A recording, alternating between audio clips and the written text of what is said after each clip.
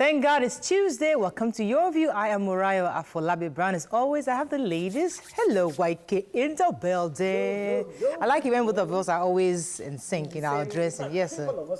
Somewhat, but well, more of you and Aisha. Yes. How are you doing, YK? I'm fine. You go? Thanks for asking. I'm actually very well. I went to Ayinke's house thanks to Nima yesterday, and I got attended to. I have an appointment later on this week, but it was good to just. For the kids. My son had a tooth injury, and we had to go see a dentist. So he's feeling better. I mean, no issues, but at least I'm happy that I was able to see a good doctor, and I have a referral for Friday. Cool. How are you doing? Good. I wish you all the best. Maybe I should then go and reconfirm my own referral. Because it was since before the lockdown, and because of the lockdown, we couldn't meet up. So I'll go and reschedule. How do you know these people, Sef? Nima just knows them. She manages relationships well. We all know the same people, but we don't say hello or greet them after. Nima has a way of managing relationships so that when we now need them, we can call them. So we'll be using them through Nima. Because I'm not very good with this kind of stuff, but at least I'm happy that Nima was able to just, because we know the person, the TMD, we know him very well. Someone is TMD, I didn't even realize it was him. Yes. Anyway, Nima, how are you? I'm good though. So I got into an interesting conversation with my Eastern brothers. You know me, my neighbors are all Igbos. So apparently on their way home, they cannot drive home in their private cars or, be happy at what they had achieved in Lagos because of police profiling them. So if you are sitting in a nice car, you're in trouble. Once you cross the River Niger, these guys, they call themselves, will check everything and even unlock your phone and go into your bank statements and all that. What kind of profiling is that? Wow. I found it very disgusting. I was saying, when we are shouting Black Lives Matter, he said that even the thieves on the road seem to be more concerned about them than the people that are supposed to be protecting them. Wow. Because once they check, they will insist on going through your phone to check all of those details. So, especially during that December period or what? Anytime. And December is getting close. They will travel home, but it's very wrong. It is illegal. And then nobody has the right to go into my phone. To your phone. Once you've checked their car papers and it's fine, and you don't have a report of any crime that you're suspicious of, why do you want to provide into their I think the lack of badness, I said it several times, that it is wrong to allow anybody to look into your phone. Very annoying. I wish the Inspector General of Police would look into, because this is very serious. Not one, not two, but over 4 people talking to me about the same thing happening to them. It's like it is a crime to have good things. So, and that's not right. That's not profiling. That is wrong. It's difficult not even to allow because they threaten you with guns. I've been stopped several times, and then, the way they stop you alone and they are pointing the gun at you, do you want to be arguing with somebody with a gun? They'll just tell you it was accidental. No, I have never given them my phone to search, but, the way they harass you, sometimes they put that fear in you and...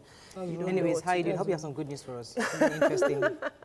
Yes, excited is a new month. Today is the 1st of September. Yes, let's celebrate. It's my son's month. We have life. Wow. Let's be grateful to God for what's happening. I'm getting ready for my webinar that's coming up on the 12th, so I'm putting things together. Let's try and just... I have good news, Mariah. Yeah, give us the good news. Rice have come this morning.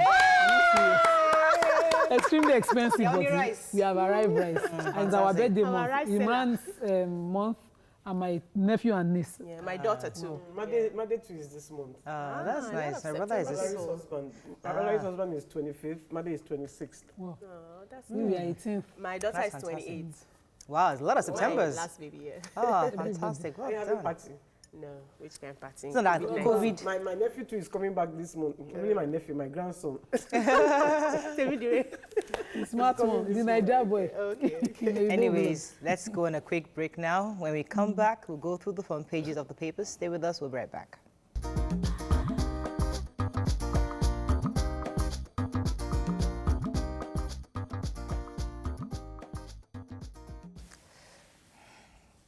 All right, we're going to start with the nation. COVID-19 cases dropping due to low testing, says PTF. Why Senate is tracing $18 billion NLNG dividends. Edo governorship flying the trite APCL rig kite. That's an editorial. Extension of public works jobs likely, says Keyamo. Aviation workers protest planned airport concession, and 5 commissioners resigned in Ikiti. Okay, let's take a few stories here. Aviation? Let's start with aviation. Yes, so aviation workers protested yesterday in Ibadan, Kano, and Lagos. And they are actually protesting the concession. The federal government has slated that they are going to be conceding about 4 international airports. I want to mention the airports now. Nnamdi Azikiwe International Airport, Abuja, the Murtala Mohammed International Airport, Lagos, the Port Harcourt International Airport, and Rivers State, yes, Omagwa and Kano International Airports. So they are saying that you cannot, and the NLC also joined their voices too, saying that you cannot, give out, privatize the airport after you have rehabilitated it. You have spent public money to rehabilitate it. Why didn't you, give it out for concession when it was dilapidated? Now you've spent money and you now want to get private people who are likely your friends to manage it. That you are not, you are calling the public more like they are not sensible enough. So, and at the end of the day, it will affect the workers who are going to be working there. Taking a look at what happened at the ports when they, did that concession, until today they don't get their pension, they don't get their gratuity. You are not putting public workers, Okay, well, I don't know what Nigerians want, because have you seen our airports? He's saying that our airports are viable, but have you seen the airports? But Morel, the truth is, we need to solve this airport problem. These 4 airports are. Did you see what 5 airports? Yes. Have you seen what they've done in Enugu now? Who is they? Yes, this federal government, this same government. They brought that airport to the kind of standard that you.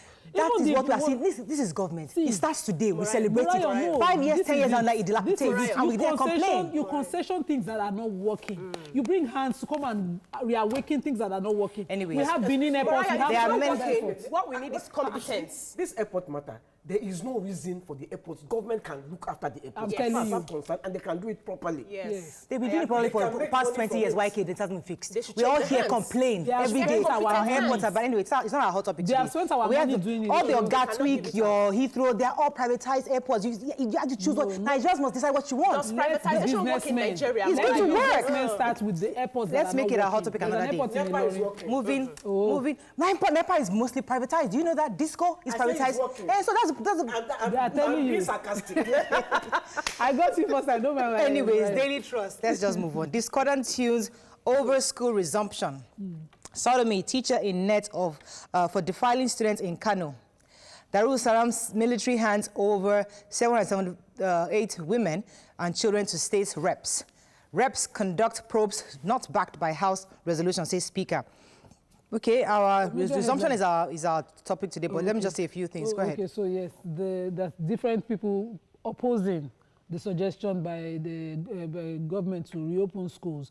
And the PTF too, they are going back and forth saying, don't advising, after allowing, the suggestion to open, and they're saying don't reopen again. They're confusing people. But I want to stand with ASU on this. I really liked the, the stand of the ASU person in the papers talking about providing the necessary equipment to reopen. So schools that know for a fact that they've not been investing in the COVID issue, putting hand washing centers, putting all the right things in place, should not even be talking about reopening.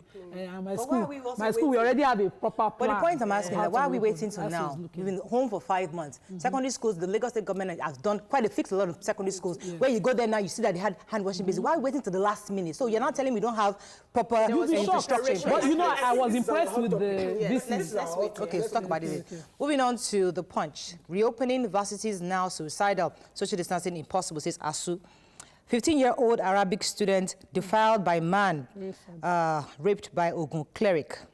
Unilag visitation panel in closed-door session receives 21 memoranda.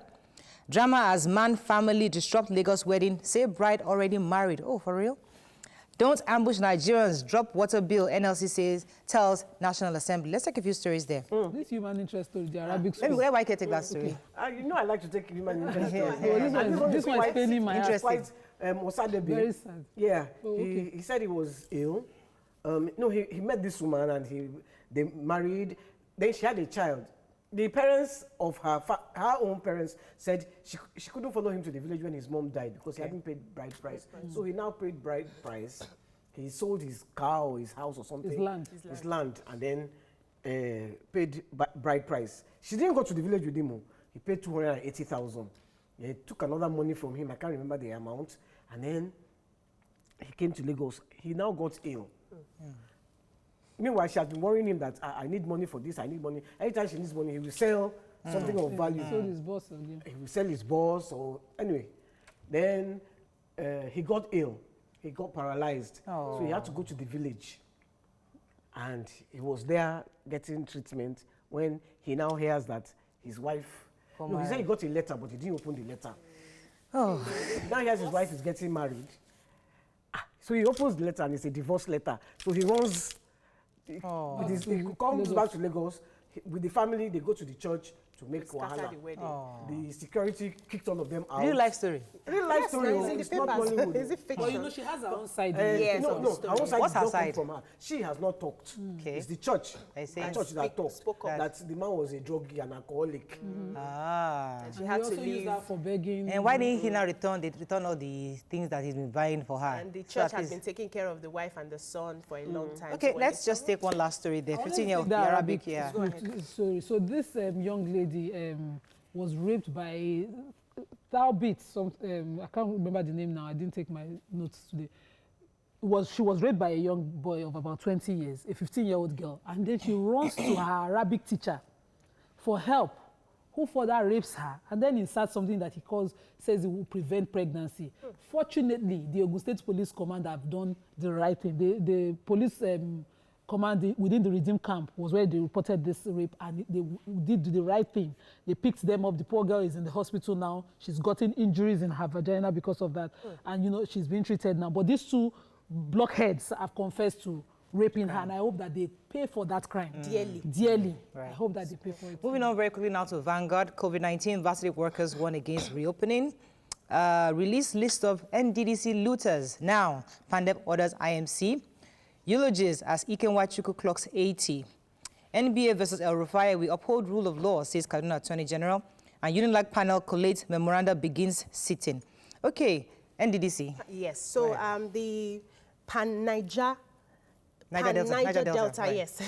Niger Delta Forum has challenged the interim management committee of the NDDC to make sure that they release the list of looters, because they had said last week that if they actually release this list, Nigerians will be shocked, and it will cause breakage in the country, because we'll be shocked at the people who are actually, looting the NDDC. So they also accused the National Assembly of plotting to stall the forensic audits. Initially, the federal government has ordered that they carry out a forensic audit of about 2,000 contracts that were given, 12,000 contracts that were given to the NDDC since 2017 to date. And so they are saying that the National Assembly, because of the forensic audit, is now trying to sabotage the IMC in their forensic audits. They are not trying to release the budget and all of that. So but Pandef is saying that if you do not release this, that means you have to be prosecuted. You are in charge. You know the list. Release it so that Nigerians will know the people who are eating them. So this is between like the Uwaboji and Ojuagbo, I think. You know, Ojuagbo was saying last week, just like you rightly said. It's like, wait, if you don't release that name, in fact, you must be prosecuted. Say you have mouth that there's a list that to break the country. Please release that name. So that's what we're waiting for now, for them to release the names. Okay, let's move on to another paper very quickly. Daily Sun. COVID-19 lockdown. Buhari to issue new directive as PTF raises alarm. NLC Aviation Union spitfire over planned airport concession. Saboteurs behind insecurity, says Kalu. 2 killed, 4 injured as Anambra communities renew hostilities. Okay, we discussed the concession already. Enugu Airport, United Nigeria Airline debuts with 5 aircrafts. Okay, moving on quickly now to the Nigerian Tribune. COVID-19 varsities still unsafe to reopen, says ASU. Another boat mishap claims 2 in Lagos. Airport unions reject federal government's plans to concession for airports. Constitution amendment, send your position to committee. Senate replies NEF. Edopo, Igini slams 1 billion naira libel suit on APC campaign media chief. Father of Ibadan rape victim develops mental problem. And too much squabbling in APC, says our President Buhari. Okay, which story are we taking here? Somebody wants to take the boat mishap. Yes, I'll take the father that has gone... Okay, so a boat capsized about 7 p.m. yesterday in Ikorodu area. It was actually a fishing boat, which carried about 7 passengers. They were not wearing life jackets. It was out of its capacity. It's not a boat for passengers. And so it capsized. About 2 persons died, 1 person missing. So LASEMA and the other agencies are involved and actually searching for. Yes, Mikey, very quickly. The father of the girl that was raped, someone in the family has said that he's now mentally unstable. Yeah, he's gone mad, and her mother too was not well mentally. And she was the one looking after the mother. And the police, so the guy that raped her, they say he has had many cases of rape. He has raped a lot of people before, and they named a 7-year-old, you know, about 3 or 4 people like that. And the police are saying no, that this is a case of they were lovers.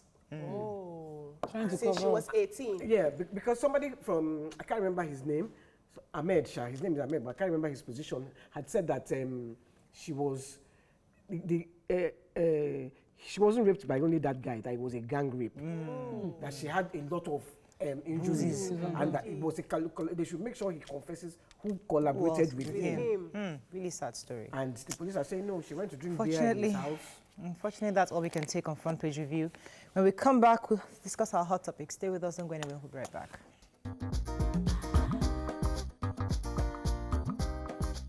Stay tuned.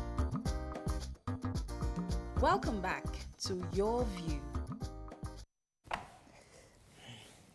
Thanks for staying with us. So over the weekend, Governor Sanwo-olu announced that Lagos State's tertiary institutions are set to open by September 14th, and primary and secondary schools would resume from 21st of September. However, some states like Ogun, Katsina, Bauchi, Enugu are ruling out the possibilities of opening their schools. The question is, would this have a negative impact on schools generally? To give us your view, please call us on 070-806-6814. You can also tweet us at TVC. Can please hashtag YourVTVC so we can read your tweets. All right, so what are your general thoughts? I mean, there's some are excited, some are worried, some are saying that this is not a good time, others are saying there's never a good time. But in your view, when you heard the announcement that anytime from September, schools can reopen, I had the opportunity to have a conversation with the Commissioner for Education, and she was saying that many private schools are ready. They are way ready, and they don't want to stop them if they can actually resume, so they can go ahead. However, the government has put measures in place to determine how much time they can use to prepare all their schools for resumption. So that's why they say from September 1, 21st. But in your view, do you think it's a good decision? Who'd like to go first?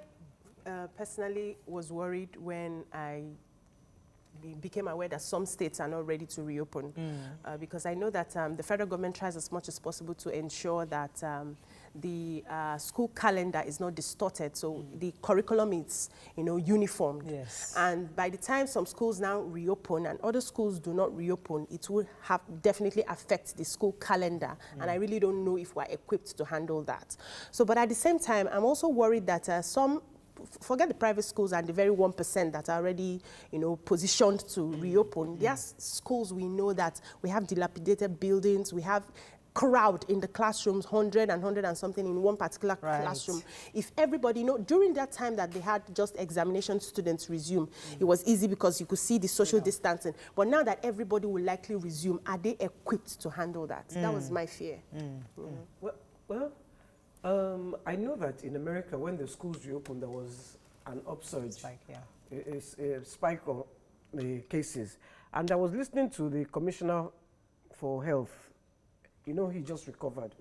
And they were asking him, TVC was interviewing him yesterday, and they asked him how he got it, or how does he think. He said he doesn't know how he got it, but one of his kids was complaining that she had lost her sense of smell.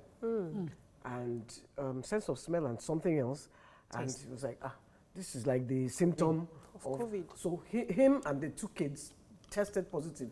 Now, you see, the thing is, with children, with adults, you can actually say social distancing. You can, but with children are going to break the rules. They're going to break the rules. Yeah. And that is my fear. Because you cannot make a child wear a mask. Now, it's not even the children. Sometimes it's been known that children recover much faster without. But it's their parents that they are come at home home to meet, that I fear Right. for, and the teachers. Right. If they catch it, are we going Easier to... spread. So that's my own fear. Nima, what are your thoughts on this? So let me, for the primary and secondary schools, already we have the secondary schools exiting students already doing their exams. And I liked the position of the VC of LASU because I benefited from such an arrangement in 2010 when I was rounding up to go to law school.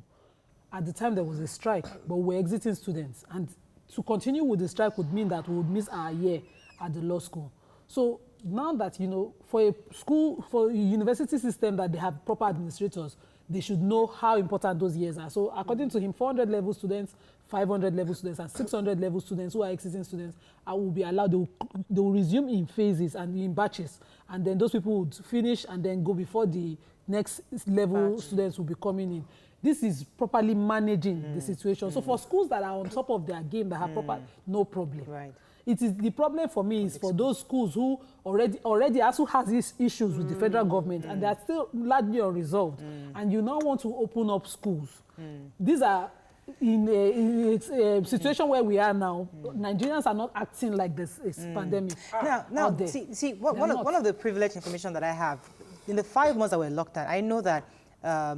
The Ministry of Education of Lagos State actually did a lot of work to ensure the secondary schools especially were properly ready for resumption. They were not sure when they're going to resume, but they put in the wash hand basins, all the various infrastructure. They use the money, their monthly allowance that they get to do this because the commissioner told them that. But the primary schools are not totally directly under her. So, but the point I'm trying to make is that how responsible have we as teachers and even school administrators been in the last 5 months? Why are we now waiting, running helter-skelter? Oh, they said 21st of September. Are we ready? We're not ready. Oh, they don't have this. For the past 5 months, have you been sleeping? That's the time for you to have ensured that because regardless of when school reopens, you will still need those facilities. You will need the wash-hand basin station. You need the sanitizers. See, we're largely hypocrites. Exactly. So when the Ebola thing came, you go to schools and you have their buckets. I personally would go to my kids' school after Ebola, and the bucket would be empty. But the kids just finished their games in their play, and they should be washing their hands. So they will send them to the toilets, and then that will have water. But most of the children, the little ones, are too small, so to access those wash hand basins. So the schools really just relaxed on these things. So now, as parents, you will be the one to have to check, demand that these things are put in place. So personally, my kids, they will resume when I think it's right. Not when on this table, we talked about this when this pandemic started. That how ready are the schools? Are they going back home to wait? And one of the things I said was that we will come back at the time they are ready for resumption, and we'll still have these issues ongoing. Because if we go back and sleep and wait till it comes upon us, we'll still have the same issues. So it's apparently clear that we've not done enough to get ready for resumption. And I know there are some schools who are, who know that some parents will not bring their children to school, and they're making plans to have the online classes continue. But not all schools can afford that. Now, they've spent so much to revamp, other sectors of the economy are opening, the airports are opening and all of that. And according to the ASU president who said that they've spent money because they know that the elite children are going back to their different countries to go to school. So they've spent money in that sector. Why don't put some money in the, at least the government schools to ensure that the schools are fumigated? I don't agree with him. We have the WhatsApp. That was his own view. But from what I see, we are not ready to just release let me respond to him. Let me respond to what ASU, because I hate it when these kind of things happen and begin to always point fingers.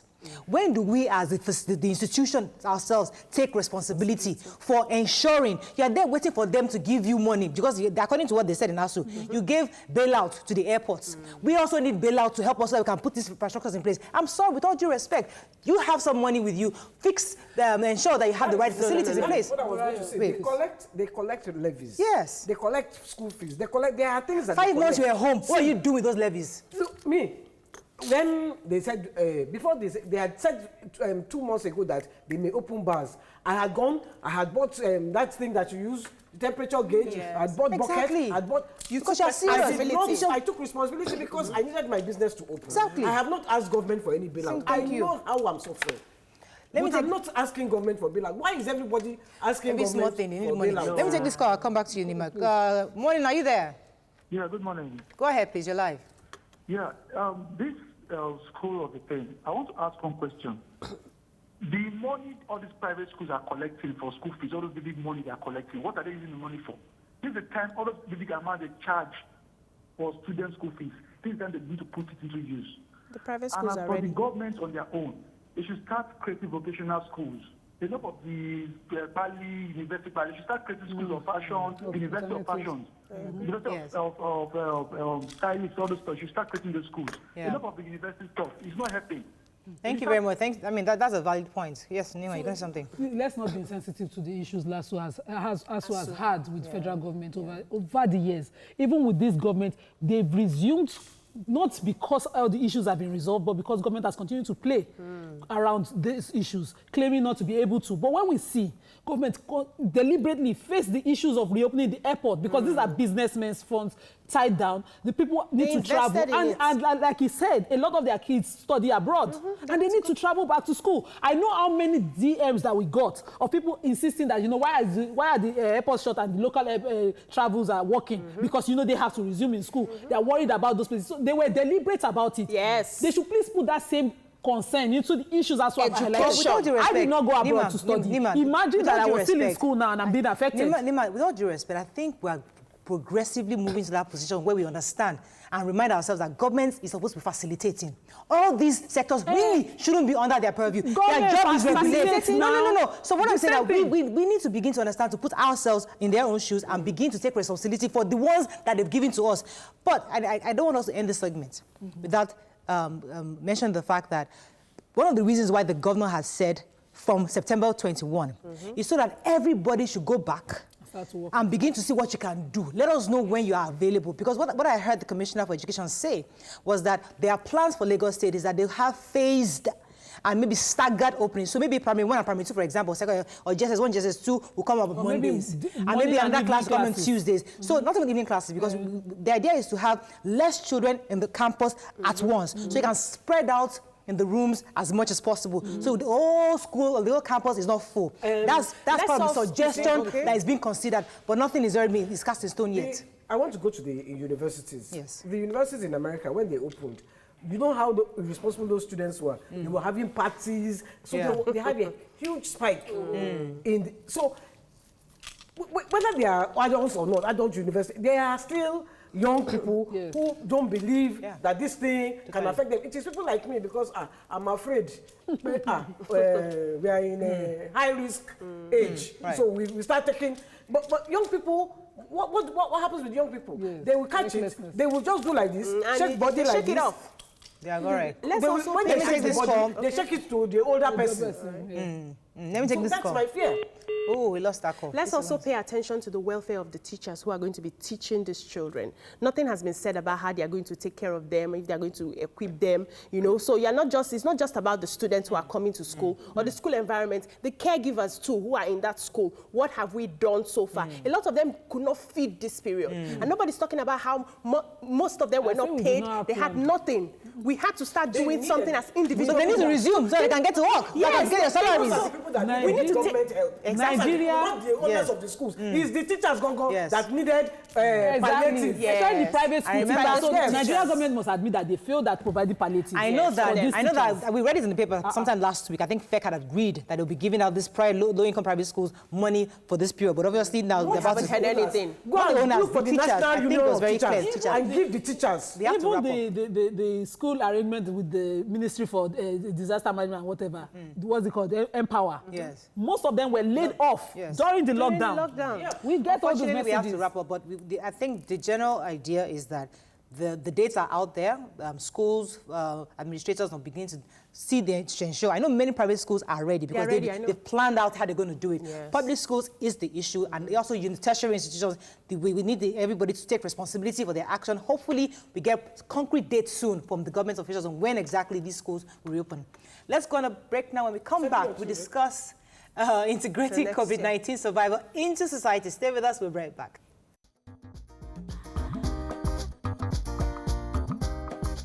Stay tuned. Your View will be right back.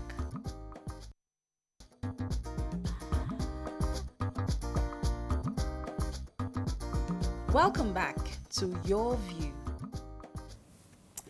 Thanks for staying with us. So we've heard of different stories of how some COVID-19 survivors are finding it difficult to be reintegrated into society even after being certified negative. On the show today, we have a member of the Women in Successful Career, WISCAR, Amina Oyagbola, to shed more light on the survey conducted to investigate the impact of COVID-19 on working women. And also we have with us a survivor herself, who happens to be late Dr. Adadevo's niece, Niniola Williams. Welcome, ladies, to the show this morning. Good to have you. Thank you. Good morning. Let me start with Amina. Amina, so WISCAR conducted a survey. Could you give us a summary of the major highlights your survey, the results showed us? Well, essentially, thank you very much for the opportunity. We conducted what we call the WISCAR COVID-19 Impact Survey on working women in Nigeria. And our focus was on women, not just in the profession, but women in enterprise, women both in the formal and the informal sector. And essentially what we did was that we partnered with our members of our community to design and disseminate the survey to investigate and gain a better understanding of the impact of COVID-19 on working women. We felt that this was important for several reasons. You know, it's only if we have a good understanding that we can help to deploy interventions and guide policy that will ensure that, you know, the impact is that the resources are deployed, you know, to the right places. Now, we all know that COVID impacts both men and women. In fact, research has shown that perhaps even, you know, men are more at risk. And in fact, the elderly men are even more at risk. But what we wanted to show through this survey was because we wanted to contribute to the global body of work on, you know, the gendered impact, you know, of COVID, and bring the Nigerian local on the ground perspective to this global body of work that is going on. So what the report highlights is it's not that, as I say, men are not impacted by COVID. Men and women are impacted, but the impact is felt differently. And the lived experiences of women by the pandemic is completely different from men. And as we know in Nigeria, that, you know, a lot of the data that we have, in fact, the policy in terms of our national planning has not, you know, gender has not been mainstreamed, and gender is not in focus. So what we have tried to do through this survey, which is what the survey highlights, and I'll just quickly, if you permit me, give you the highlights of the recommendations, is that, you know, it revealed that women are touched differently. There's the aspect of, as you know, gender-based violence, which has spiked very, very seriously during this pandemic. So, and the United Nations has described that as the shadow pandemic. So it's always been there, but it has been exacerbated by the lockdown and by the isolation. Now, there was an issue, there was a part of that data that talked about anxiety. Okay, go ahead. I thought you was... Are you there, Amina? Amina, do we still have you there? Okay, while we're trying to reconnect... Flexi work. Sorry, we had a bit of connection issue. Could you say that again, please? I said we've been fighting for a long time, you know, for flexi work, you know, for working women. And suddenly, you know, because of the cost implications of putting in the infrastructure necessary, the technical infrastructure necessary to make that happen. But we found now with the pandemic that very suddenly, when we did not have a choice, you know, and there was a burning platform for, you know, businesses to continue to be sustained, that remote working suddenly became possible. Now, you would have thought that with remote working, that women would be celebrating and jumping up and putting up their hands, that finally, you know, we can work from home. But the truth of the matter is that with the pandemic and the isolation and all that goes with it, including the fact that, you know, you have your children at home, you now have to deal, you know, spend time with your husband, you have additional burden of the caring responsibility at home, the responsibility to ensure cooking, doing homeschooling, becoming the teacher, becoming the cleaner. You know, flexi work has taken a serious toll on professional working women, and the survey also revealed that. And even though the pandemic, is a physical pandemic with huge health implications, it also has very, very serious, mental health implications as a result of some of the things that we're talking about and the violence that we have seen at home. All right. So I could totally agree with most of the things you said based on this survey, being a survivor myself. But I'd like you to talk about the things that you're doing to help women ease this, hardship that they have, especially having to increase what they do because they're doing most of their work from home.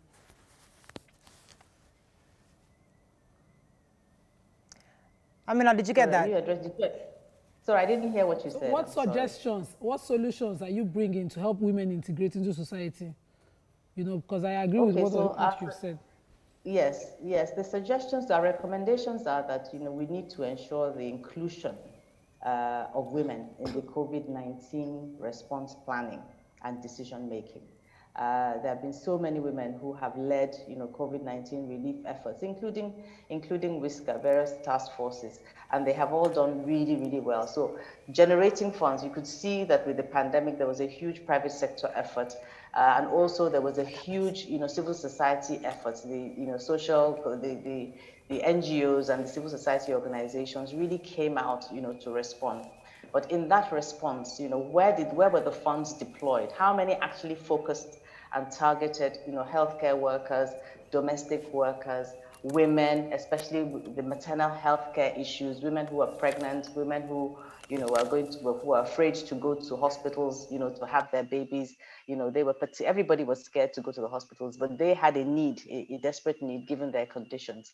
And there wasn't a sufficient focus, on such women. So, and also the domestic care workers, there's, they are right at the bottom of the food chain, but they perform a very, very critical role. Again, in deploying this survey, we paid some attention to them as well to say, look, perhaps we need to begin to think about deploying certain policies and legislation that will protect domestic care workers. Many people just sent their domestic care workers away. Those that kept them at home, kept them there, working 24/7 and didn't necessarily increase their pay, and there are implications of that as well.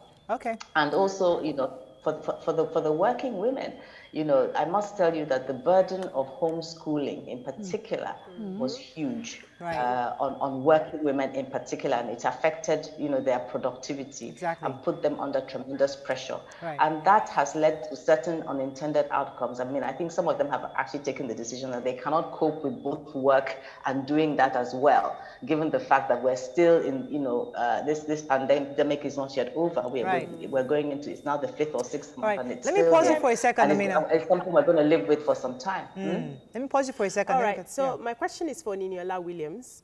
As a survivor, how has it been for you being accepted back? Because one of the reasons a lot of people didn't come out for testing was because they were afraid of the stigma associated with the COVID-19.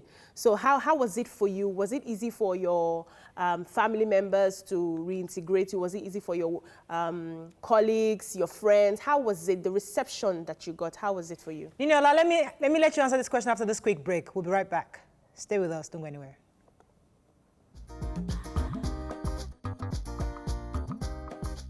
Stay tuned. Your View will be right back. Welcome back to Your View.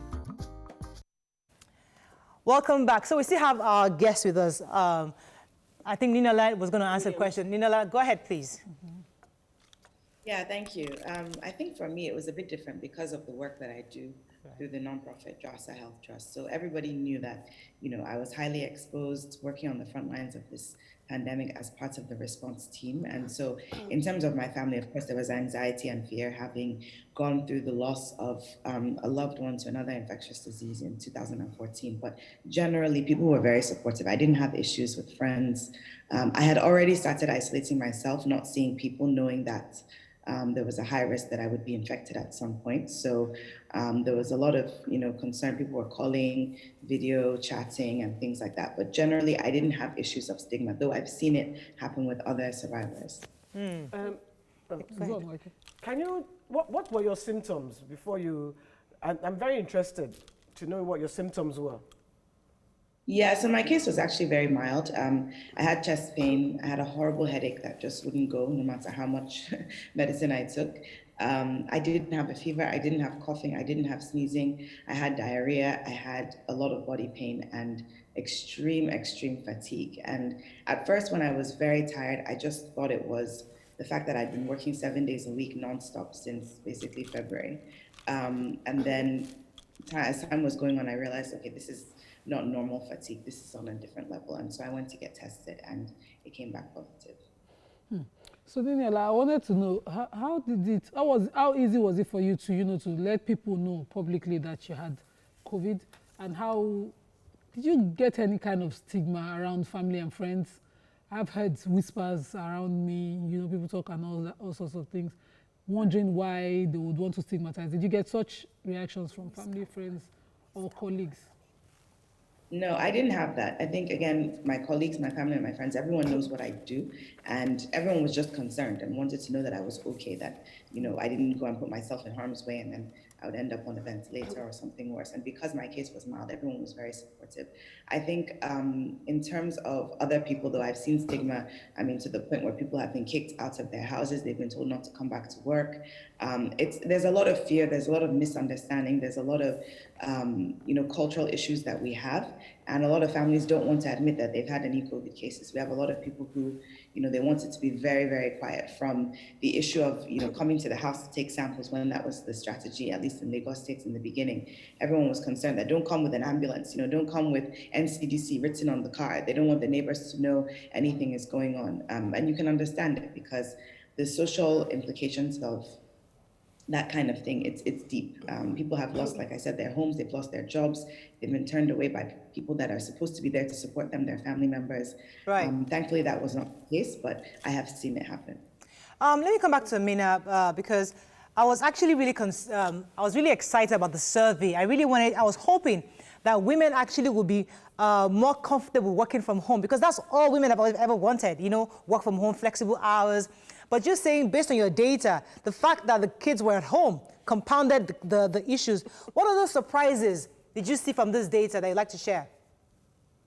Well, I think, to be fair, there was about 35% or so women who were delighted at the fact that, they had the opportunity finally to organize themselves and had a bit of flexibility, and they could get some R&R. There's actually a lot of room for even further research and deep dive. It's difficult to tell from the responses whether those particular women had kids, what their situation was, and whether in fact they had the infrastructure at home for them to be able to compartmentalize their time. But clearly the survey also revealed that it's very important, for us to ensure that we support the women in the front lines. Why it's important to focus on women, just like Nini has just said, is that, a lot of women are actually the ones in the front line. A lot of the healthcare workers, the nursing staff, the people who are cleaning in the health facilities, and the majority of them are actually women. I don't think enough attention is being paid, on them, and the right support is being given to both in terms of the risk that they expose themselves to. So is there comprehensive insurance, for example, where if they fall ill, what kind of support do they get, when they're away? What kind of compensation, additional compensation, is being provided to people who are putting themselves in harm's way to protect all the rest of us and keep us healthy? That's very important. The other thing is that, we discovered from the survey that, as I said, nursing mothers, pregnant women were extremely anxious, were very, very scared to go to visit any healthcare facility, because of the risk of infection. Right. So one of the recommendations that we're making is that there has to be increased testing at accessible centers. Care can actually get care. Even people who have aged parents, a lot of the old people were extremely, even if they were ill, if they didn't have a COVID ailment, a unrelated ailment, people were scared to take, their aged parents to the hospital because they were afraid that they will come back, with the infection. All right. So there were these concerns. The other thing, of course, finally is the lack of provision, adequate provision of the protective care equipment. And as I said, I've already touched on the psychosocial support for all these workers, including the healthcare workers and their families. So that's really important. So there were predictions that after this pandemic, there will likely be a depression endemic as a result of everything that's happening, especially for women who are going through a lot at these times. And most times they are not aware that they are beginning to spiral into depression because of all the work that's going on. So what advice do you have to give to women who have been in that space where they are handling everything all together and they are not even, they are not aware that they are beginning to spiral into depression? Anything they can do to help themselves? I think Nini should take that question, please. Oh, sorry. What was the question? Oh, I said there's been predictions that will likely, go into depression endemic after the pandemic because of everything that's happening. So people are struggling to accept the new realities. So what sort of advice do you have for women who are, beginning to get into depression, but they are not even aware of everything that's happening around them? What can they do to come out of it? I think seeking professional help is very important. I know it's not something that is very common here in this part of the world, and we don't have a lot of those kind of services available. But these days, especially during this pandemic, I know that a lot of people have come forward to offer these services, and even for those of us that are part of the response team, we have psychosocial support because it's difficult, the kind of work that we're doing and the things that we see every day. And so I think for everybody, this pandemic is, as was said earlier, it's not just a physical thing; it's also a mental health challenge, and it's very important to seek the help that we need because these are not things that we can manage on our own or just sweep under the carpet. So getting professional help for me is the #1 piece of advice. My question is to both of you, and it's a yes or no question. Do you think Nigeria is ready for the schools to open? Well, I think that, we need to ensure that the proper protocols are put in place, and that, not just to protect the children, but also to ensure that we protect the teachers and all the supporting staff that have access to the schools. So, how can you ensure that you contain, the risk of infection? A lot of the teaching staff, the conditions of our teaching staff, leave a lot to be desired. First of all, I don't know, we're not talking just about the private schools who perhaps, the terms and conditions may be more favorable. But, the public schools, the conditions of the teachers in the public schools, where do they live? How do they get to their place of work? How do they arrive at school? What risks are they exposed to, in that process? Right. When they actually get to the school itself, what infrastructure and what protocols have been put in place? Just like, you would expect in a working environment, in a COVID era, what controls? So the schools need to begin to think, for the private schools, you can begin to suggest things like, and I'm sure they've already thought about things like this, how they convey them. They'll have buses perhaps to pick them up. Right. They will give them guidance about how they interact and so on. But for the public schools, what extent of resources do we have? How are we going to ensure the provision of masks and protective equipment, for the children in school and also for the teaching staff? How are we going to, do we even have sanitation facilities, good enough sanitation facilities? Do we have the facilities for them to wash their hands regularly? Okay. These are the questions. So I don't know the level of readiness. We have to be ready. Okay. And we have to anticipate proactively. Thank you very much. At this point, I'd have to wrap up on this, but thank you. We're speaking with the founder of Women in Successful Career, WISCAR, Amina Oyagbola. Thank you very much for your input and the data you've collected so far. And we have with us a survivor of COVID-19, Niniola Williams. Thank you, ladies, for joining us this morning. We're going to go on a break. When we come back, we continue the show. Stay with us, don't go anywhere.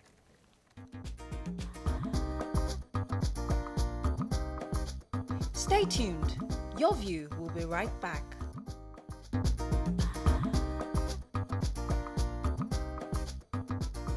Welcome back to Your View.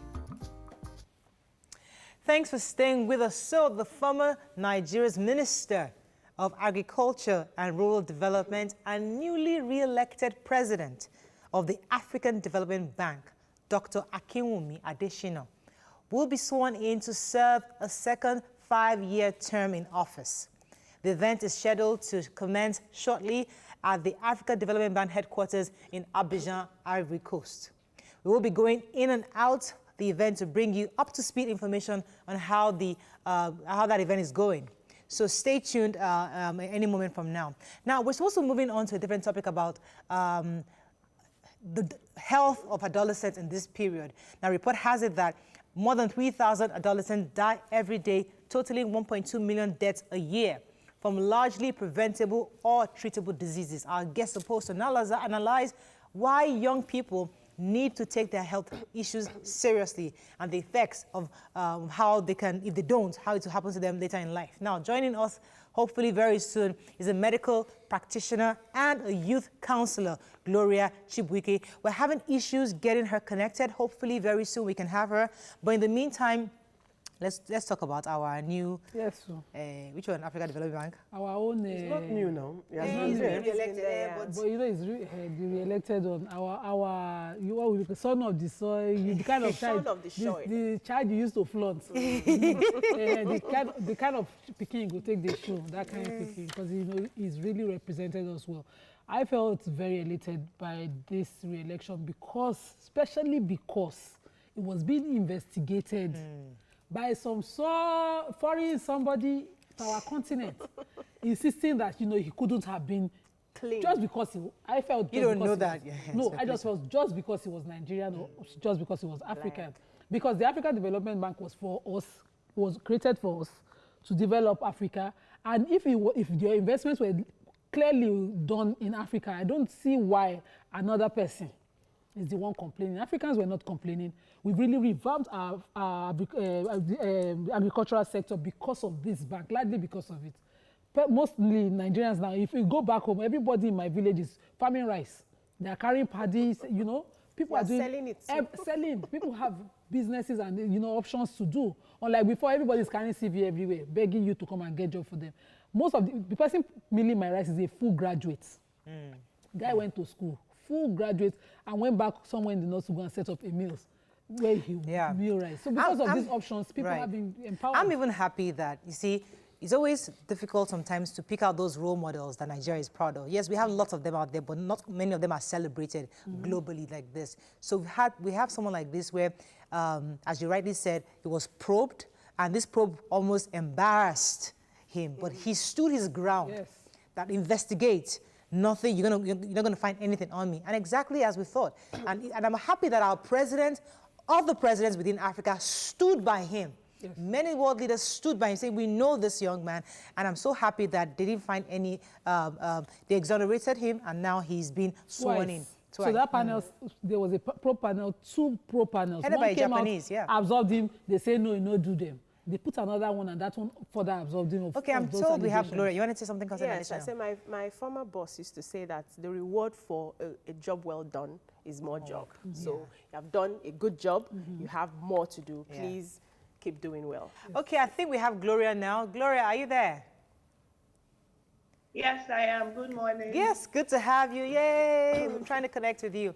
So, you see, I'm guilty of this conversation because when I read your work, you're saying that before 40 or by 40, we need to get health checks, make sure that we're okay.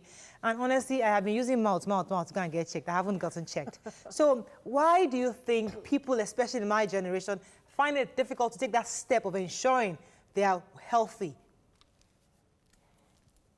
I just think the problem is, when it comes to Nigeria, one of the problems we have is, you know, self-doubt, and always not, like, most of us are not willing to learn. Don't get me wrong, only people who are like really exposed, you know, people who try to educate themselves, you know, whether they travel out or not. But most people who, you know, are not really connected to the world that much have a problem with believing that, oh, if I'm going, why do I have to go to the hospital if I have to go, and if I can go take this herbal medication, or if I can just go get malaria medication and I'll be fine. You know, it's a problem. They always feel like I'm fine if I can just take what I can lay my hands on. Sometimes I think is as a result of they don't want to spend their money, because when you bring it for free, sometimes you see that energy. You know, you see that, oh, okay, I'm going to do this now because it's for free. Okay. Excuse me, if there is no money to spend, Because the problem is, if you go and do test of something now, and you come out positive with the test, which money are you going to use to treat yourself? That is the main problem. Of a young person. Not that I don't believe that, because I have realized there is no time you go to a hospital for checkup. They must find something. They will look and look until they find something. And then you will be in economic stress. Physical and mental stress and economic stress. Please answer me that question. Okay, so the truth is, yes, a lot of people do not, have the funding to provide good health care for themselves. And that is one of the things that my organization is tackling. That's one of the things we're trying to provide in our own way, and also trying to, bring in the government and helping with that. But, I just think most times people don't make effort, because I feel like in every state right now, there are organizations trying to help people. You understand? People just need to learn how to connect, and also is to urge the government to be able to provide, free healthcare access, especially for the less privileged, for people who they know that they don't have, good funding in order to access these things. Because you're very right, you're very correct. This is one of the biggest problems we're having right now. A lot of people, they don't have money, and they feel like, why am I going to spend the little money I have to get that medical help? So let's talk about the things. Let's give real examples of why people should worry before 40. So maybe in your experience, you've met people younger than who have ailments that are supposed to be for people above 40 in my case bracket. That should start worrying. But let's talk about real examples, because people, it helps people relate easily. Did you get that? I didn't get the last thing. Okay, so I was saying that we should talk with real examples. Maybe in your experience as a practitioner, you've seen people below 40 have ailments that are, for elderly people, things that you should get people to start to worry, or why they should check. For example, I would check every 2 years for my cervical. I do my pap smear every 2 years. Okay. So let's give real examples of, people who are below 40 and have ailments like that. Like few months, I think last month, my organization partnered with an organization to run a program on hepatitis, where we had to give HPV vaccinations, and also run free testings for people. Now, there are a lot of young people that I have come across that have most sicknesses that they're supposed to have like after 40 or even, way later. But it's as a result of, them not being properly informed, them not being properly, educated and exposed to understand that, for example, as a woman, like you said, you're supposed to know that, from time to time, at least once a year, you're supposed to go for, a cervical cancer test, and also, make inquiries on how you're supposed to get the vaccinations, and all that. So I have a lot of examples. I'm telling you the truth, because in this line of work, being a medical practitioner and also, being leading a nonprofit organization, I get to see a lot of these things every time, especially when it comes to the nonprofit area, because I don't really practice here, but when I come down here and I go to these rural villages, you see young people telling you, oh, okay, I'm having this, I have, like diabetes and all that. I don't, rightfully, that's a sickness for someone who's like maybe older, but it's as a result of you not taking, proper care and not being properly informed. Okay, all right. So Gloria. I just think. Right. Right. So there's this myth that with youth comes health, good health. So as a young person, you automatically have good health. And, some people also believe that, why do I want to stress myself when anything can kill a man? you know, I can take care of all my body. When it's time for me to die, it's time for me to die.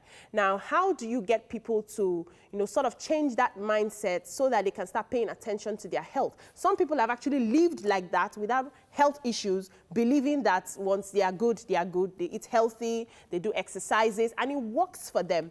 But we've also seen cases where it doesn't really work like that. So how do you change the mindset of people to pay attention to treatments or taking care of themselves health-wise? I'm going to give you an example to that.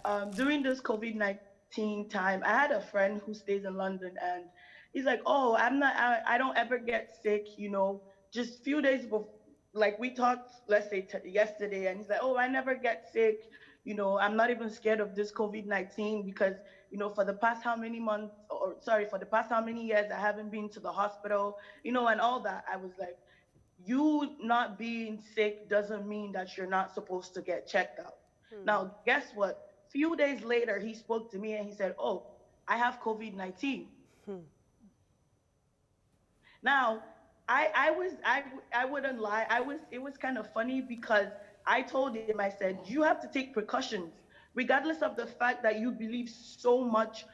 Religion is part of the reasons why people act this way, you know. So the fact that you believe so much in, you know, your religion that you're not gonna get sick or anything, that's not the reason why you're not supposed to, at least, even if you're not sick, go to the hospital, get properly tested, you know, try to know if your heart rate is going fine, you know, everything about you. Just, it's good to get that physical done, because that way, sometimes there's some sicknesses that you have that, you know, it takes a lot of time for it to show itself. And he told me he had COVID and he didn't have no symptoms. So he knew he had COVID because he had kids in the house. Right. Thank you so much. Understand? So right. If the kids weren't sick, then maybe you wouldn't get to find out that he had COVID. So that is like a big problem. Thank you very much, Gloria. You know, he was able to understand that you have to go and, you know, get tested, get checked out. All right, Gloria, we have to wrap up now. Gloria. Sorry? We have to wrap up now. Unfortunately, we're out of time. But thank you so much. And we see the work you've done so far in ensuring young people get checked early and know their status in every circumstance. Thank you very much for joining us. We've been speaking with a medical practitioner and a youth counselor, Gloria Chibuike. It's been a good show. Good news to our live audience. You can join us through Zoom every Wednesday show, and you can log in with an ID that will be communicated to you, 44616066629. I know that's fast, but I think they would publicize that a bit later so that people who want to join in can join us via Zoom. We're still formalizing how that would work, but have a fabulous day. We'll see you tomorrow. Bye for now. Bye.